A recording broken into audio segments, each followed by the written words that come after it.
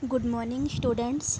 बेटा हम लोग साइंस में chapter 7 weather climate and adaptation in animals to climate read कर रहे थे।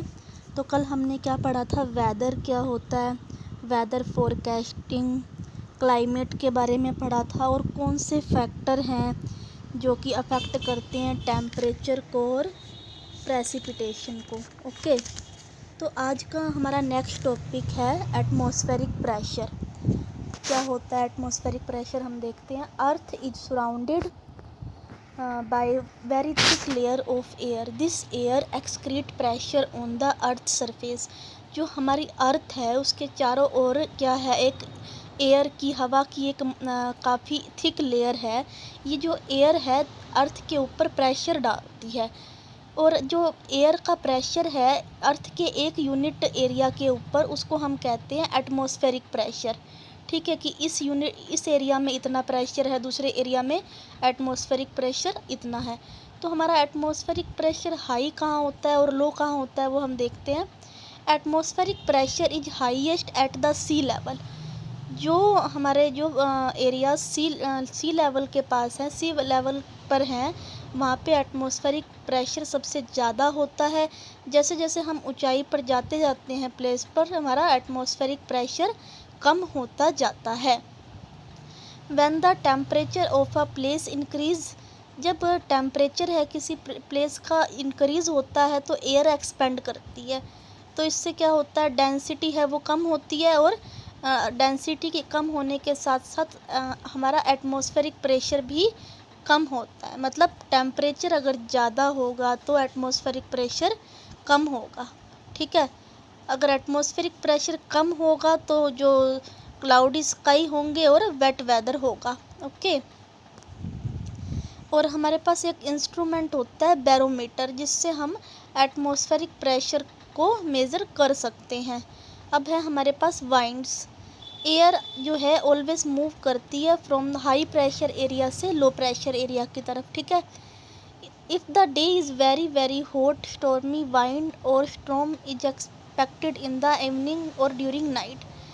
अगर किसी दिन बहुत ज़्यादा हॉट है, काफ़ी गर्मी है, तो चांसेस हैं कि इवनिंग में या नाइट में कि बारिश या तूफ़ान आने के चांसेस रहते हैं।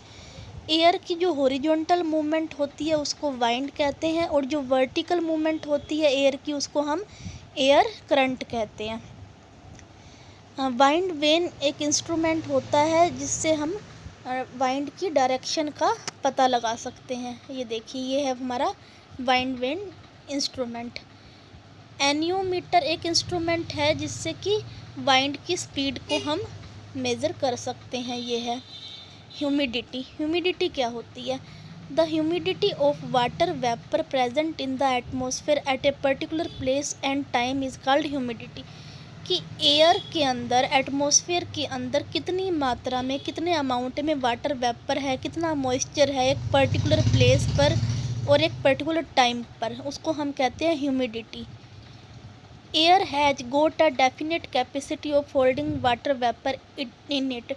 एयर के पास एक डेफिनेट निश्चित कैपेसिटी होती है कि वो इतने वाटर वेपर को ही होल्ड कर सकती है। अब हम देखेंगे humidity and temperature. Water evaporate from water bodies, जो वाटर है इवेपोरेट होता है वाटर बॉडीज़ से, जैसे रिवर से या सीज वगैरह से। ठीक है, या फिर लीव्स से, ट्रांसपिरेशन के दौरान अगर हम कपड़े सुखाते हैं तब भी वाटर इवेपोरेट होता है। और परस्पिरेशन मतलब पसीना जो आता है उससे भी ह्यूमिडिटी निकलती है, एटमॉस्फेयर में जाती है।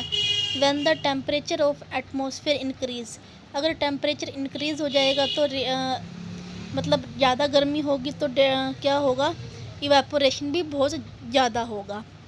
ठीक है,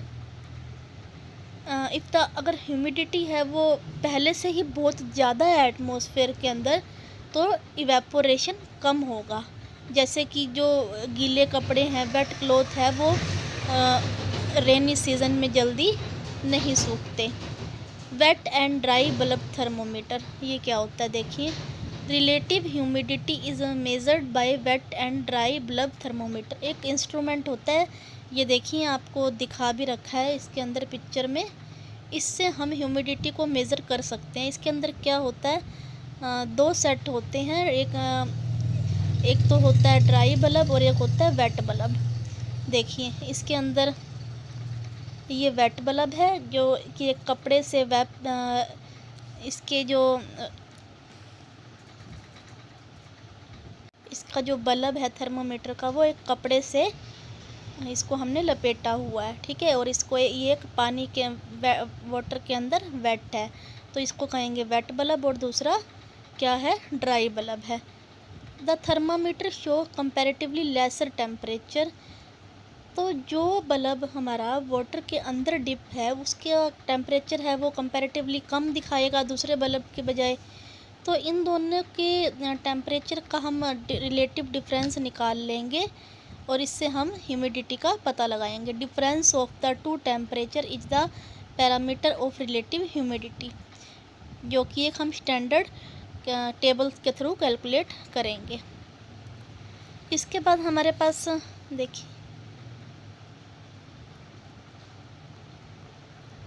एडेप्टेशन, हमारा नेक्स्ट टॉपिक है adaptation. Modes of living and nutrition in animals and plants depend on climate of region, कि किस जगह पर एनिमल्स या प्लांट्स है वो रह रहे हैं, किस तरह का वो न्यूट्रिशन ले रहे हैं, फूड खा रहे हैं, वो किस पे डिपेंड करता है, उस जगह के क्लाइमेट पर, ठीक है, वहाँ पर कैसा मौसम है। प्लांट्स और animals develop some kind of adaptation in order to survive. जो प्लांट्स और एनिमल्स है जो जहाँ पे ग्रो करते हैं प्लांट्स, या जो एनिमल जहाँ मिलते हैं पाए जाते हैं, वो सर्वाइव करने के लिए अलग अपने अंदर एक अडेप्टेशन बना लेते हैं कि वो इस मतलब कुछ ऐसा अडेप्ट कर लेते हैं कि वो उस कंडीशन में सर्वाइव कर सके। जैसे कि कैक्टस प्लांट है जो कि ड्राई रीजन में, ड्राई एरिया में उगता है, तो उसके लीव्स नहीं होते, लेकिन इस प्लांट की स्टेम ग्रीन होती है जो कि फोटोसिंथेसिस में हेल्प करती है। और जो प्लांट्स वाटर में ग्रो करते हैं उनकी क्या होती है, फ्लोटिंग डिवाइस होती है। जैसे कि फ़िश है, उनके पास फिन्स होते हैं स्विमिंग के लिए। लिजार्ड है जो उन लिजार्ड के जो टोज़ होते हैं या पैर लगा सकते हैं आप, वो होते हैं, उसमें वैक्यूम पैड्स होता है ताकि वो वॉल या सीलिंग पर, दीवारों पर आसानी से चल सके, ठीक है।